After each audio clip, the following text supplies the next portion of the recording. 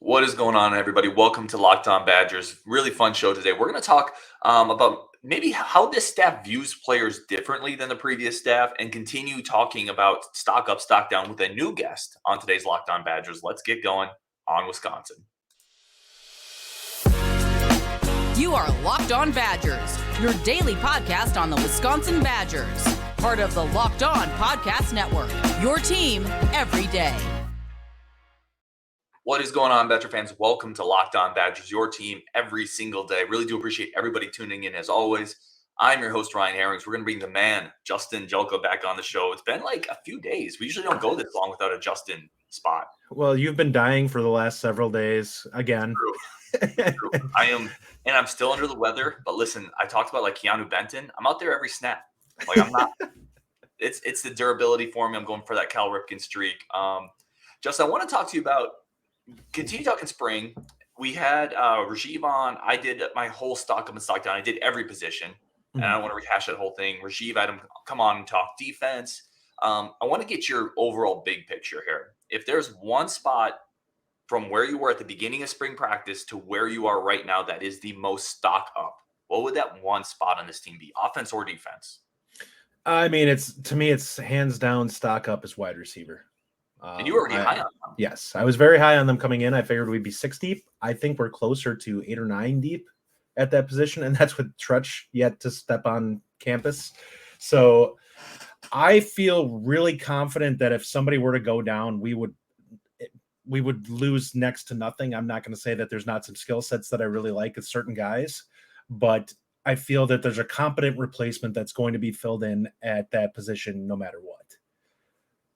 So, I mean, right now you look at it and we have kind of this assortment. I mean, you and I talked about this a little bit previously, how I feel like there's going to be packages based off of certain skill sets, things they're looking for, situational packages, I guess you'd call them, where it's like, hey, we're on 3rd and 5. How do we want to stretch the field in this particular situation? And what do we like for formations, things to do out of it? They have that type of diversity in that receiver room where if they have something they really like in terms of being able to function within a 5 to 10 yard space, they have guys that they can use for that. If they want to stretch the field vertically more, they have some guys that they can work with on that. And they have some big possession guys, CJ Williams, Bryson Green, 2 big guys that they can go up and make plays and actually can stretch the field a little bit too. So there's a lot of versatility in terms of what they have to offer in terms of skill sets in that receiver room that I think is surprising to me. I mean, based off of what you and I have been really, truly following recruiting for about a decade now, maybe a little longer than that. And it's never been remotely this close to this deep. No, it's been more than a decade. Honestly, for me, I go back to the mid 2000s when I first started kind of following, and then the late 2007, 2008 is when I really got into it. And you're right, it's never been this deep. What about Bryson Green? We talked about maybe the number 1 receiver this year. Are you at all worried about that now that he's missed all the spring and these other receivers have stepped up? Is he going to just seamlessly jump back into this? I think it's going to depend on what the actual issue is and if he's going to be limited into the fall. I mean, he's been running around all spring, which leads me to believe, I'm pretty sure it was shoulder surgery that he had. So they probably just don't want to put contact on it if they don't have to, get the strength back up before worrying about it. From a physical tool standpoint, there's 3 guys that I truly look at on our roster right now that I think have a talent for certain things that gives them a leg up on everybody else. They are CJ Williams, Bryson Green, and Will Pauling. Because I don't think there's another guy that offers their skill set behind them. And that's in that they're big physical guys that can go up and attack the ball and make plays. Will Pauling is more of the speed guy that there's just nobody else that they have that has his type of elusiveness and ability to separate. And you look at that, and it's with that type of ability, it feels like to me he's going to be a guy who goes out and makes plays in the fall that's going to rapidly kind of work his way up. Now, will he be there by game 1? Not necessarily. It wouldn't shock me to see him not be the starter, but they're going to sprinkle him in throughout the first few games. But I think by the end of the season, he's most definitely going to be one of our top 3 receivers. Yeah, I think he's here for a reason, right? He left Oklahoma State for a reason. He also gives you some yak stuff that I don't think many people on the roster do. Like Keanu doesn't give you yak stuff. I don't think DK does. I don't even think that's necessarily Pauling's game. He's elusive, but I don't think he's going to break tackles. Bryson Green can physically break tackles. Yeah. He's a strength guy. Him and CJ Williams are probably two of the bigger, stronger guys that we have. And Bryson Green's even more physical than what I think CJ Williams is. He's just more developed. He's a man. So let's talk stock down the most from where you were at the beginning of spring to right now. What position are you maybe more worried about than you thought you would be? I hate to say this, but it's going to be the offensive line. The much maligned center position with Renfro going down. You know, they need somebody that they can get as a reliable backup there. Yes. That's part of it. The pass sets, they need some work. I think we'll get there by the time the season starts, but we're not there yet. The run blocking, I think, is pretty solid. I think I feel pretty comfortable with where they're at in that aspect, but we definitely need to get pass blocking down more. We saw, I mean, after the first team wasn't great itself, but we saw how much it degraded as we jumped into second and third team with some of that stuff. And it's worrisome that there's not really a guy that you can kind of piece in behind there. I think center will come together. I think Renfro will be fine come fall. But I think they'll get somebody who hopefully is working his butt off right now, the remainder of the offseason, you know, snapping 150 balls a day to get to the point where we're ready to go by the fall. Yeah, I'm right there with you on offensive line. I think it's an issue if your second best center is also your best guard. Yes. Right? Because that's been the solution so far. We'll move Bordellini over. Well, now you've created another issue at guard. And or Huber, who is also a guy pushing for the first team. Like, you really, to your point, you would love to have a solid – you're not going to get a great backup center because those dudes go somewhere and start. But if you just have a solid backup center where you don't have to reshuffle everybody, I think that would make a world of difference. And quite frankly, some injuries are bad luck. But if you talk about a guy who missed all of last year with an injury, who's out of spring again, I mean, and talking to Jake Renfro now, there's a point where maybe you start to wonder, is this a player that has some reoccurring injury issues? Is he going to stay healthy through the year? Obviously, I hope he does for sure. And I'm not trying to cast any aspersions, but you need him healthy. And he hasn't been able to be healthy lately. Yeah, and I think the one thing you can look at is at least it doesn't seem like a similar place. I believe last year it was a shoulder or an arm. This year it was an ankle. So at least from that regard, it doesn't seem to be a reoccurring injury that he keeps getting stuck on, which at least is a positive in that regard. Agreed. But yeah, they definitely need to have somebody they can rely on up after that. And Bordellini and Huber or whoever else they have going for that, they need somebody that can consistently snap the ball and at least get it where it needs to be, and then kind of hold their ground. Like, they can't have somebody who's a turnstile in front of them. They're just, giving up pressures constantly, especially from the middle of the line. Yeah, that would just blow up the offense. We saw some of that in spring, and quite frankly. Now, the other one that was interesting to me, and this is where Rajiv and I disagreed. Rajiv was kind of stock up here, and I was kind of like, I don't know, man. The cornerback situation kind of low-key terrifies me because I don't think you're going to make it through a season with nobody getting hurt. And every backup right now is basically Max Lofi or a true freshman. Yeah. I mean, we look at this and you and I agree on it. If there's one position on the defense where soft tissue injuries are likely, it's going to be corner. There's so much cutting, so much twisting, turning in running in coverage that you have to be healthy in that regard. Because if you have a guy who's got an iffy hamstring, that can be the difference between you getting absolutely torched through the air and, being able to hold a team down. We have two guys that we like as starters. I think three, actually. Maitre, I think, is a very solid slot corner. I think those three guys are great, but we don't have any seasoned, experienced guys behind them. And that is a little worrisome. Now, they're going to have to do that in the first 3 games of the season or so, where you have guys get out there and get reps. Like, they have to get film on these guys, and they have to get them out there and get their teaching moments in, because things like, thankfully for the Badgers, the games don't get super hectic. Like, Ohio State's going to be like week 8. By that point, those guys are going to have a ton of reps under them, probably. The Arnolds and the Kalunas. Yes. Yeah. So we'll have a baseline for what we're expecting from them in game play. And that's really what it comes down to, is you can't have those guys going out there and busting a coverage, like you may see from them in week 4, where it may not cost you a game, but against Ohio State, there's a pretty darn good chance that it's either it could be a nail in the coffin, or it could be, giving up a go-ahead score.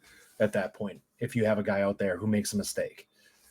Let me throw this question up here because I had a couple of random questions for you that have come up since we've talked last. Talked to Rajiv about this as well. If we win 8 to 9 games, just because the expectations have been so high, and Mark actually throws this up here as well. He says 8 to 9 wins, considering the changeover, would be a good year. Are you disappointed if we win 8 wins this year? If we win 8 games this year? Given the talent level that's on this team, I think, yeah. I think you have a quarterback who's legitimately the best quarterback in the game, potentially against every team we play. Like, we have to see what Ohio State's guys are. Like, their track record says they'll be better than Mordecai, but until we see it, it's hard to say that they have the edge there. But he should be better than legitimately everybody else that they play. So for when you have that, you probably have the best running back. And I think we feel pretty darn confident that they probably have the best wide receiver room in every game except Ohio State.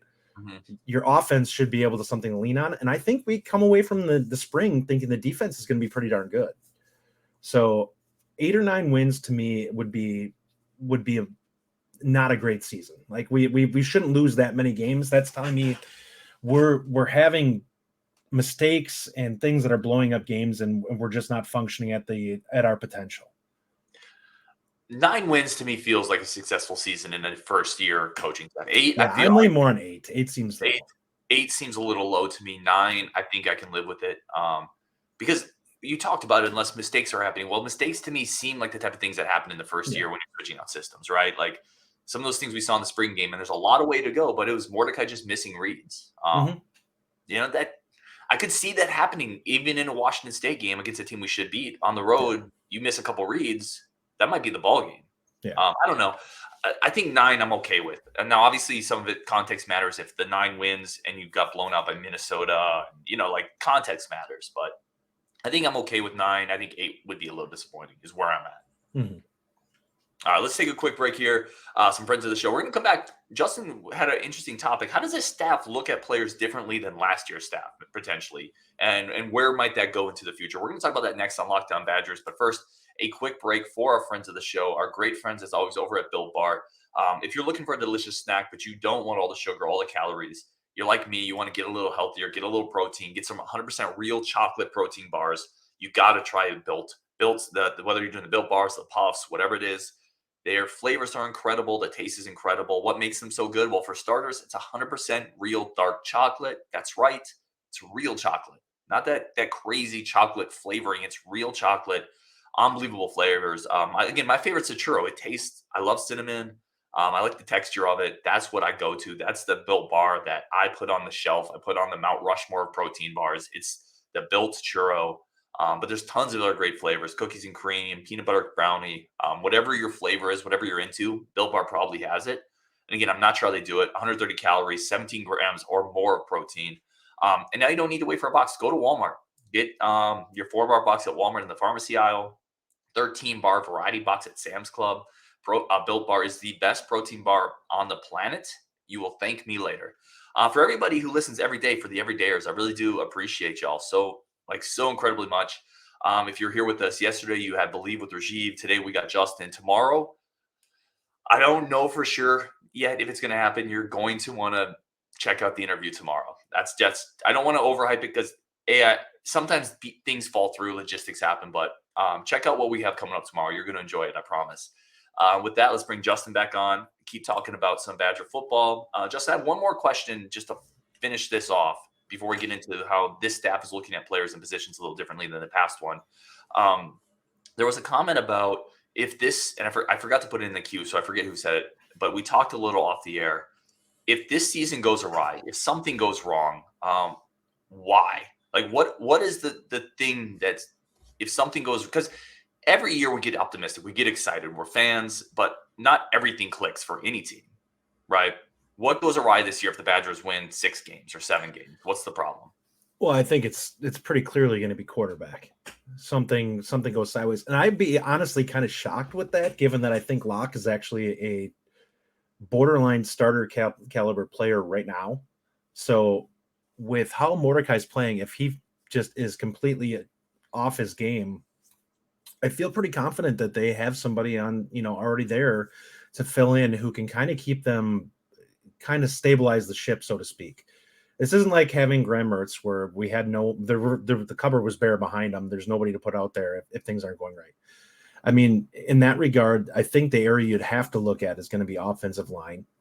Is that if things go sideways completely with the offensive line where they're just inconsistent and bad this year, that's going to be the difference. Is if we can't run the football and they're just not getting the job done in pass protection, then I think we have to take a look at it and say, yeah, that's our point where they can potentially cost us some games. What is your bottom line absolute floor for this team this year? I think it's 8-4. That's for me, that is my floor with the talent they have assembled on this team. Okay. And to be fair, I want to put it out there. The schedule that they have is very forgiving. Like there's not a lot on this schedule that I look at and say these teams should test us. Like there's games that if we throw for 200 yards, the running game is just going to have a field day against a lot of these teams that we're playing against. Yeah, I think my floor is probably 7 wins. I can see more craziness happen. I can see in a worst case you lose to Illinois, Iowa, obviously Ohio State. I've talked about the Washington State game. That already puts me at 4 losses. And then you mix some randomness in there, whether it's Nebraska, Minnesota, I don't know. Weird things can happen in college football. I think the floor is 7 for me. But to your earlier point, I think you made a good point about Braden Locke having someone in there that is competent. I mean, if you look back at last year's quarterback play the year before, I feel better. I feel like Braden Locke could give you better than Graham Mertz has given. Oh, yeah. I don't think there's any doubt about that at all in my mind at all. His decision-making is significantly better, and the offensive scheme is far more conducive to success in the passing game than what we've had since 2011. And everything has changed in college football from an offensive standpoint since then.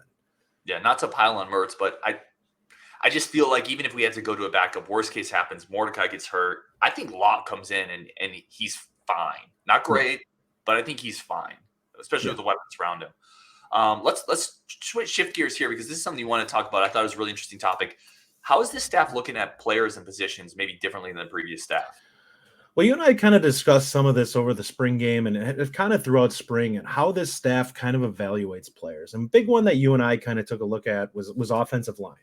I know you were very big on Garrett Sexton as a guy that you wanted targeted, and he's a guy that the previous staff probably would have gotten that offer to out right away. And I think that the biggest takeaway I've had from Bicknell is he is a guy who wants to see a player already carrying that weight. He wants to see how they move. He wants to see how everything works. He wants to know that they're not going to have to worry about getting their body there as much as just getting a guy technique sound. So I think that was one of the areas where we've seen the previous staff be far more open to taking guys in that 260, 250 range and being like, we'll put them in the oven for a couple of years and get them ready over time. I just don't think that this staff kind of looks at it like we're Wisconsin. We can get the guys that are already ready to go, that we just have to, put some seasoning on and be ready to play. But the issue with the Sexton thing is they did loop back around and try to offer him, right? Yeah. And part of that, it seems, was the fact that they were less concerned with it. It sounds like basketball ended for him, and he put some good weight gain on after the basketball season ended, where they were less concerned with his ability to put on that weight. Yeah, he definitely put on some weight after basketball. I still think that's a miss. And that's fair. And to be fair, that one's not done yet. That's true. Like, this is a staff. This is where you get a chance to humble yourself, go out there and really attack the recruiting here. And the kid was a Wisconsin fan. Like, keep working on that one and keep pushing it and say, hey, we made a mistake. We're going to make it up to you. We're going to keep recruiting you until the deadline here. I think this is one they could steal back. I hope so. The only issue is that it's tougher. I've said this before. I don't mean to repeat myself. It's tougher to flip something from Penn State than a Minnesota or an Iowa. It is. But it's also nice to say to mom and dad, yeah, you can come watch me play anytime you want because I'm going to be right in state.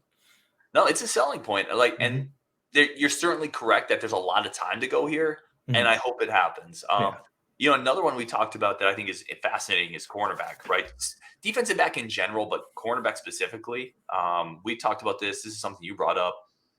The previous mold of cornerbacks, not just under Leonard, going back a while at Wisconsin, going back to under Dave Doran and the multitudes of defensive coordinators we've had, it's been a lot of high floor guys. And the Bachelor have had success there, but this staff targets to your point, athleticism and height a little bit more.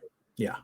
They're going after bodies. They're going after guys who can flip their hips. They want guys that may have some physical progression that's required of them. Like, look, I mean, everyone knows Sauce Gardner from Cincinnati. He was a guy who was like a 160-pound corner that was like 6'2" or 6'3", who they developed into an absolute beast at the NFL level. Now, this is a staff who's willing to take guys who are a little more raw, and develop them into that. Now, they may be a guy who's running a 4.6 now, but they're like, hey, we put 20 pounds of muscle on this guy, the explosiveness will come.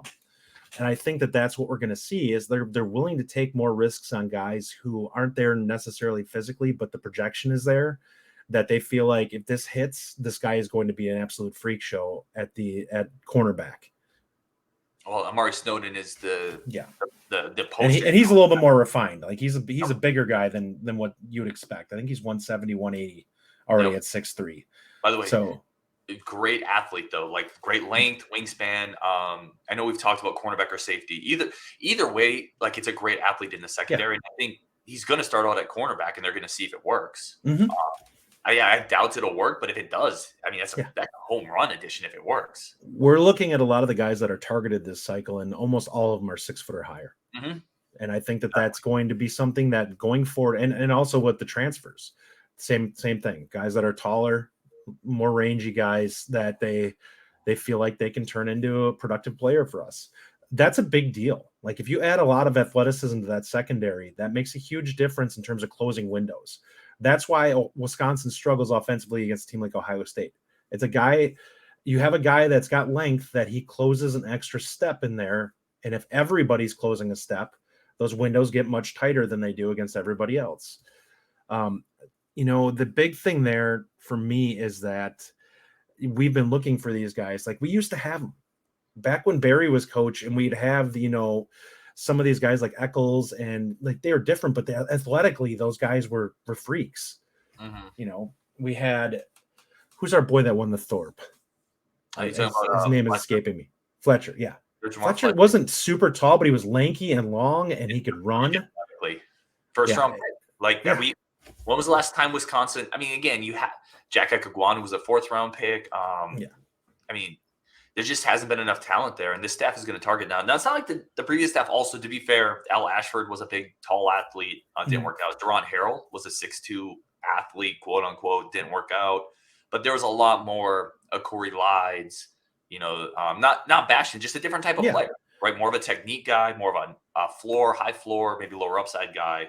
I think this staff at that position specifically is flipping it. Another obvious one is quarterback. They want mobility, right? No matter what, you need to be mobile. That's an obvious one. Yep. And then wide receiver. Like they're all over the board with the different type of guys. Like if you looked at our receiver room 4 years ago, it was like a clone kit for every guy being roughly the same. They're all 6 foot to 6'1", weighing 180 pounds, slighter frame, other than, Cephas, who was a 200-pound guy, was big, but he was an outlier. Like they did not have that frame at that position other than him. Everybody else was roughly the same size and same height, same weight, and roughly same skill set. Yeah, this staff has flipped that. Like to your point, when we first started the show, you could go rattle off 8 or 9 names and still not 8 or 9 stars, but still feel pretty good about the names you're saying. You're not. You don't feel like you're scratching the bottom of a talent barrel. It feels like you're still pulling quality out of that room, which is incredible to me. And to your point, Tretch isn't even on the field yet. And that's one of our favorite guys in that entire recruiting class. We both love him. If Tommy McIntosh ends up our 5th best wide receiver, are you going to be heartbroken? I'm not. He's a 6'5" guy who weighs 210 pounds and can run. Yeah, crazy. All right, we have to take a very quick break. We're going to come back. A couple more comments I want to get into, and we'll wrap it up with Justin on Locked On Badgers. But first, a very quick break for our friends of the show. All right, coming back into the show again. Thank you so much for everybody that's listening, everybody that tunes in, everybody that supports the show. We sent a bunch of swag out the other day. Your Gus Bus sweaters. If you want one of the Gus Bus shirts, it's on the way. We sent out the Camp Randall plaque. We sent out a helmet. And I'm going to send out more stuff. I just want to say thank you for everyone that supports the show. Justin has a Gus Bus sweater on the way as well. So I want to go here, Justin, because this is something that we had a comment on the last show, Rajiv and I. Your Badger fandom, where did it start? quickly, where did your Badger fandom start? Rajiv and I kind of dove into it for us. Going back in memory for me, it was probably that first Rose Bowl. That was the first time, like, I got into sports, really got into sports, and became an absolute fanatic with just about everything. About the time I was probably 11 or 12, in that range is where I started to dive in, started to get better at them myself. So it really started to be like, now I have an interest in this. This is something that I'm enjoying myself. So kind of diving into everything. And I could still vividly remember, that last touchdown run in that Rose Bowl that ended up sealing it for us. And it's like, that was crazy. After that, I was locked in, and I've been kind of following the team ever since then. And then there's been so many big moments, both for and against, with the team that have made mostly against, to be fair. Yeah. Like, Wisconsin has terrible luck when it comes to last second plays not going in our favor. It's just about every sport. Yeah, there's been some tough ones. This is from Tom Neesis, who watches the show a lot. Appreciate it, Tom. He said, and send us your Badger origin stories, your fandom origin stories. I really enjoy it. He said, I actually began as a Michigan fan because of Cassie Russell. Got to be honest, I don't know who Cassie Russell is. Justin? No. Okay. No idea. But the great Earl Gillespie won me over with his tremendous play-by-play description of Badger football. Earl Gillespie is a name I know, but I know very little about. But Gillespie, thank you. Yeah, that's definitely, like, he was a baseball guy too. I don't know a lot about Earl, but I know he called a lot of baseball games. So, Tom, thank you for the Badger origin story. I had no idea who Cassie Russell is. I will Google him. So, who is your biggest player that you remember from early on for Badger football? Oh, that's a great question. I mean, my all-time favorite Badger is Chris Borland. Now, I was a Badger fan before that era. I remember the Ron Dane stuff. I remember the record-breaking run against Iowa. So he might be my guy as well. Just because he was so iconic, I was young, I was impressionable. Ron Dane was larger than life. Like, his face was everywhere. See, I was during the Brett Moss, Terrell Fletcher period, and I was a Terrell Fletcher guy. Oh, he's great. I like the elusiveness and his ability, his speed. It was just different than Moss. Moss was more of like a blunt instrument out of the two of them. So it was like, oh, I like how elusive this guy is. It's so crazy to see this type of athlete on Wisconsin. So I really like seeing him. I mean, but that he was the first one that I remember watching him, and then seeing us have a couple of bowl games where we just got trounced right after that Rose Bowl. Thinking Fletcher will get it done. And then no, I think it was a Georgia that absolutely stomped us, or was it Florida State? Well, we got stomped by Florida State, but that was well after.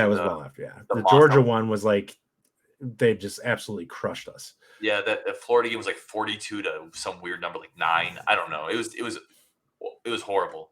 Moss, I mean, rest in peace, Brett Moss, by the way. Yeah. Just a physical plow horse, though. Like, he was just between the tackles, is one of the toughest running backs you'll ever see in Camp Randall. And then Terrell Fletcher was that versatile player, catch the ball really well. Would play great in today's game. Actually, would probably fit better in today's game. So I think we're going to wrap it up there. Appreciate all the comments. Oh, we got one more here. Hold on. This is from Melvin. Bo Dragon has been my friend since I was 5 or 6 years old. We grew up huge families. We were the youngest. We grew up by Wisconsin Dells and have always been Packer, Badger, and Brewer fans. Listen, Bo Dragon is like one of my favorite commenters, bar none. He's the Loch Ness Monster. I think there's a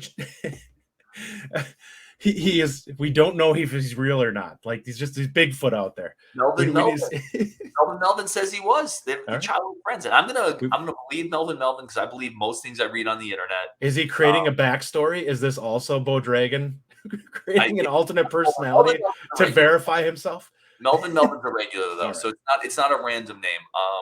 I just want to say the thing I love about Bo Dragon is he is, like, it is a little bit of trolling a little bit, but he's never disrespectful. It's good natured. Yeah, it's good natured, right? And if we could just have more good natured disagreements, even when you really don't like something, like he doesn't like Greg Gard in the basketball team. Mm-hmm. He's never a prick about it. He never attacks posters, right? Like, just more of that, please. So Bo Dragon's welcome on any show. We're going to wrap it up there. Melvin, thank you for the background. We're going to keep piecing Bo Dragon's background together, and eventually we'll figure out who it is.